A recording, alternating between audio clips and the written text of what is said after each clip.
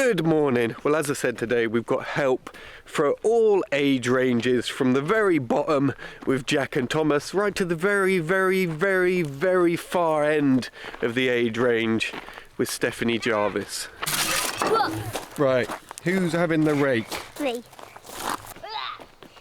Dad, I got a metal spade. Ooh.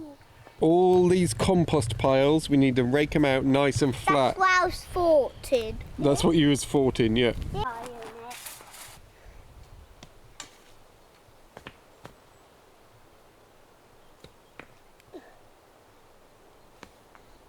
I put my fingers like this. Yeah. Right. And I tip it over. That orange spray. And I do a press a bit. Yeah. And I pull a bit. Why? Then I just need to go like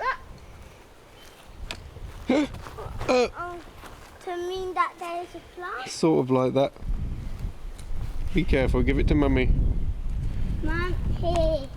It's a bit ruined, but... Okay. Ha. Yes, that's it. Put in that one. There. Oh, that's better, isn't it? No, it's just that, Perfect.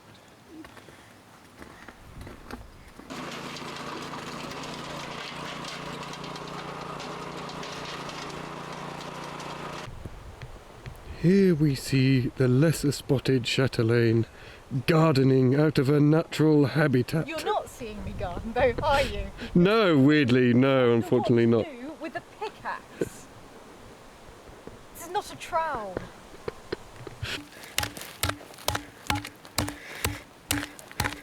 I'll admit, the plastic one is worse. Like, they might not be as deep as We'd very much like to bring the earth up around them rather than... exactly what I'm doing. They're a mound. I could dig holes if you put it in.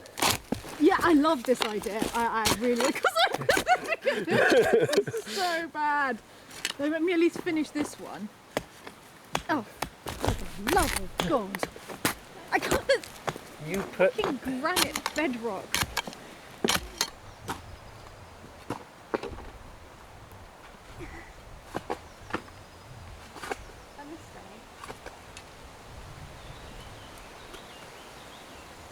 This is the police report. I don't know if it's all in order here, but basically there's somewhere it says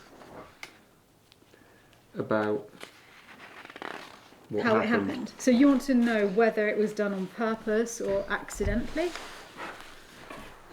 When we went around the chateau, we saw that from the balcony on the back facade, 2 cotton sheets and a blue bed cover had been tied together to make a rope where someone had been able to climb down.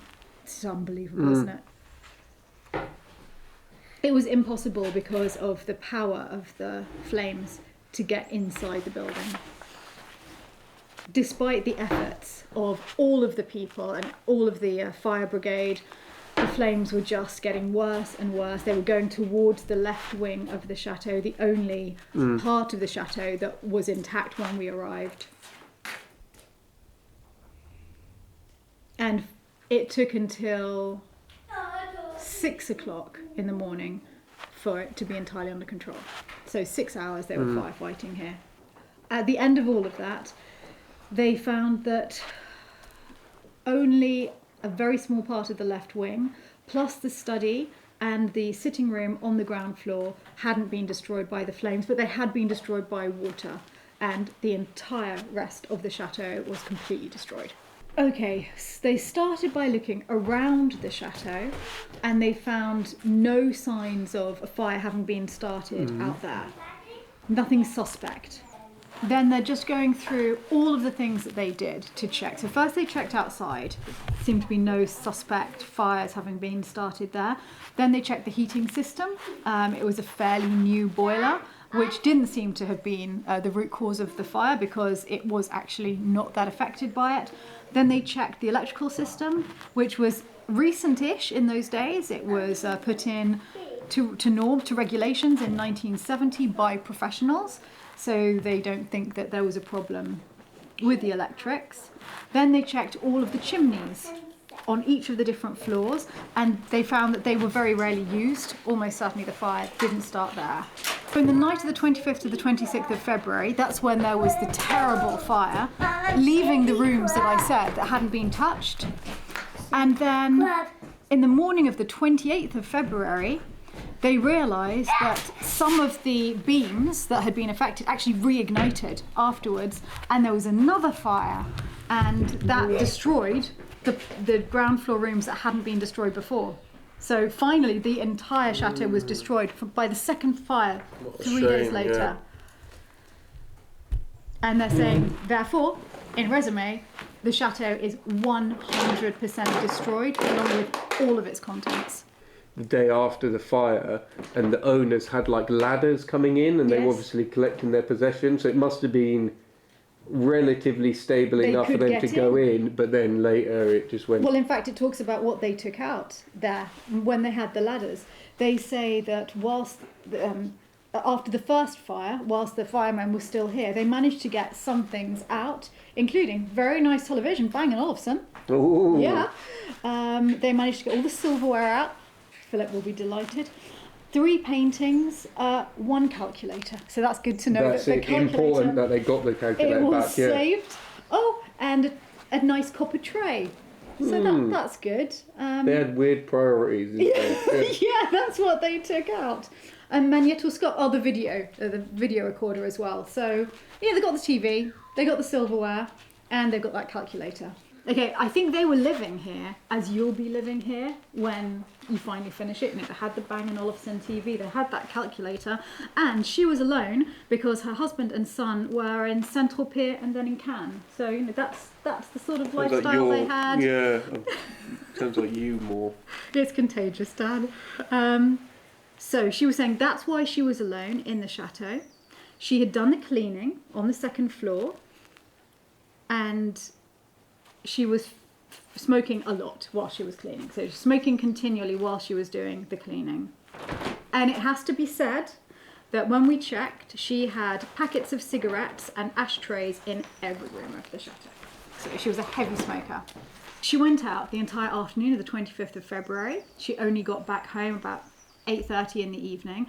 And at the end of the evening, actually while she was already asleep, she was woken by a noise coming from the lingerie, which was next to her room. I guess that's the dressing room. So that's directly above here. She noticed that there was no electricity on, and then she saw that there was a fire. That's when she tied all of the sheets together and her bedspread, which enabled her to escape from her balcony on the first floor. She then got into her car to alert one of her neighbours, Monsieur Pirou. She thinks that the fire probably started in the dressing room. She doesn't know why. Then the commandant, the head of the fire brigade, said that according to him, nothing made him think that it was done on purpose. He thinks rather that it was probably either an electronic appliance that overheated or one of her cigarette butts, which probably fell into something flammable. And he does think that it started in the dressing room. And neither he nor any of his men on the fire brigade discovered anything suspect.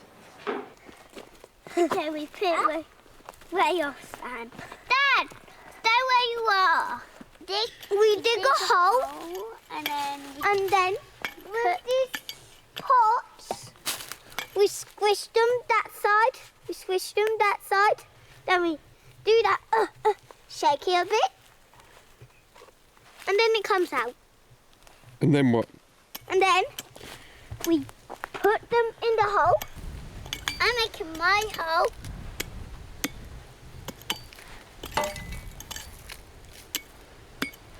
One. The end. Squishing the pots.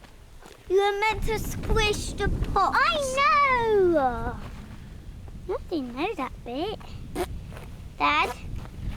Well, we didn't get that much done today, which is no real surprise to anyone with the crew that turned up. But it was nice all hanging out. It's really good to get that document translated, and it puts just a whole new perspective on everything, because that's a police report. It's an unbiased official account. You know, it's not hearsay, it's not conjecture, it's not like little rumours or anything. It is the account at the time. So it's really cool to gain these little bits of history and put them back with this chateau, and you know, that'll become part of the renovation in a way, you know, gathering all this information on the way, and the history can then stay with a finished chateau. Anyway, I will see you lovely people tomorrow.